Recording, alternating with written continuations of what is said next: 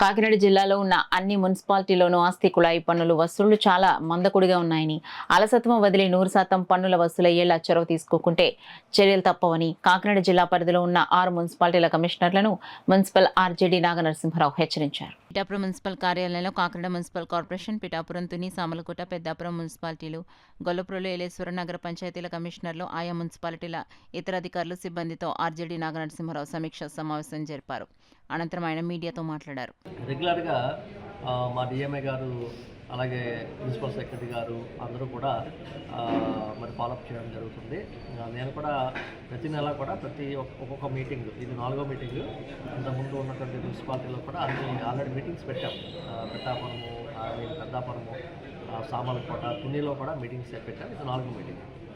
So దీంట్లో ముఖ్యంగా ఈ proper tax, water charges, BLT ఇవన్నీ కూడా కలెక్షన్స్ అనేది ఇంపార్టెంట్. ప్రైవేట్ ప్రాపర్టీస్ అంతా కూడా ఈ మంత్ ఒకసారి చూస్తే మనకి టోటల్ ప్రాపర్ ట్యాక్స్ మనకి టోటల్గా 41%లో ఉన్నాము. కాకపోతే దీంతో ప్రైవేట్ ప్రాపర్టీస్ కాదు, ప్రైవేట్ ప్రాపర్టీస్ అయితే 74% కలెక్షన్స్ ఉంది ఈ జిల్లాలో.